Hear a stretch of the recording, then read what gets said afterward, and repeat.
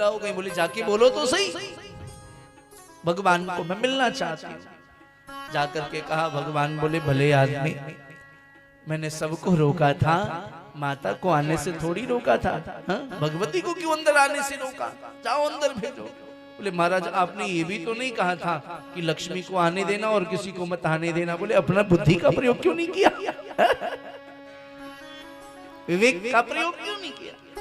लक्ष्मी अंदर गई, महाराज एकदम अप्रसन्न भगवान के सामने, द्वारपालों को मस्तक पे चढ़ा रखा है। आज हमें अंदर नहीं आने दिया, कल आपको अंदर नहीं आने देंगे, और परसों अपना नेम प्लेट लगा देंगे, वैकुंठाधिपति जय विजय जी महाराज, बाहर घूमते रहिएगा। कृपा ना। भगवान मन में विचार किए, तो क्या करूं बताओ? बोले इनको निष्कासित करिए। भगवान मुस्कुराए, बोले आपके कहने से निष्कासित करूंगा तो लोग क्या कहेंगे? भगवान भी उनके गुलाम है। प्यार से बोलिए जय सिया राम।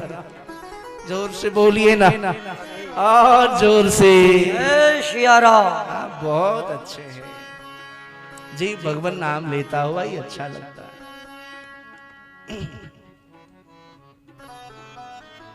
भगवान ने वहां पर क्रीड़ा की। क्या क्रीड़ा किया? एक बार एक सदगुरुदेव भगवान सत्संग कर रहे थे, और सत्संग करते समय उन्होंने अपने भक्तों को उपदेश किया कि वो परमात्मा कण कण में व्याप्त है। सिया राम मैं सब जग जानी, करहु प्रणाम जोर जुग पानी। बोले कण कण में परमात्मा को देखो। अब महाराज वो इन्हीं के जैसा भगत कभी भी कहीं भी जाए तो अपने विवेक का प्रयोग करे, क्या करना है क्या नहीं करना। बोले कण कण में परमात्मा का दर्शन करना, सर्वत्र वही व्याप्त है। अब वो सुन करके आया, रास्ते में एक मतवाला हाथी दौड़ता आ रहा था। सबने दुकान बंद कर लिया, लोग चिल्ला रहे थे भागो भागो, सड़कों को खाली करो। इतने में भगत जी बोले नहीं नहीं, मैं क्यों खाली करूं? अभी अभी गुरु जी ने कहा है कण कण में परमात्मा विद्यमान है। गुरु जी ने अभी अभी कहा कण कण में परमात्मा विद्यमान है, मैं नहीं खाली करूंगा। बार बार लोगों ने समझाया, नहीं माना। इतने में मत वाला हाथी आया, भगत जी को उठाए के उसने दे मारी, हाथ पैर टूट गए, प्लास्टर चढ़ गया। 2 महीने बाद सत्संग में पहुंचा। गुरुजी ने कहा बेटा ये किस कुसंग का परिणाम है? हाथ पैर तोड़वाए कि आ गया, काय कुसंग का परिणाम? बोले गुरुजी कुसंग का नहीं, आपके सत्संग का परिणाम है। सिया राम में सब जग जानी, आपके सत्संग का, सिया राम में सब जग जानी। गुरुजी ने कहा बेटा तूने अपना विवेक क्यों नहीं लगाया? बोले गुरुजी आपकी बात को मैं असत्य कैसे मान सकता था? आप सत्संग में झूठ तो बोलते नहीं। गुरुजी ने कहा इसको तो हकीकत में बताना ही पड़ेगा। बोले एक बार बताओ मैंने क्या कहा? कण कण में परमात्मा विद्यमान है। बोले हाँ। तो ये बताओ तुम में परमात्मा है? बोले है। बोले उस मत वाले हाथी में परमात्मा है? बोले है। बोले जिसने आके तुमको कहा कि रोड से दूर हो जाओ, क्या उसमें परमात्मा है? बोले उसमें भी परमात्मा नारायण है।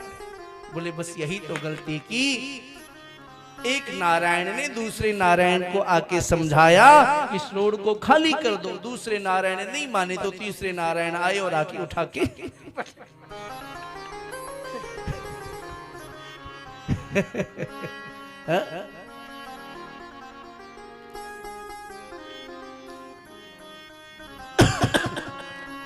जीवन में प्रत्येक क्षण में अपने विवेक का प्रयोग करना चाहिए।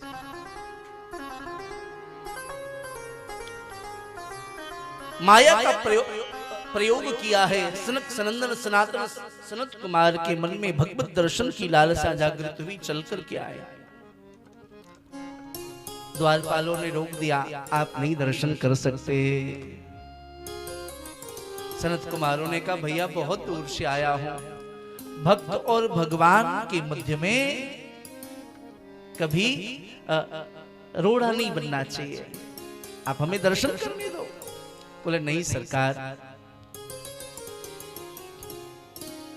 भगवान ने मना किया, मैं किसकी बात मानूं? बार बार आग्रह करने पर भी जब मना कर दिया, आवेश आ गया सनत कुमारों को। बोले भक्त और भगवान के मध्य में असुर की भांति खड़े हो, जड़ की भांति खड़े हो। जाओ मैं साफ देता हूं, आप 3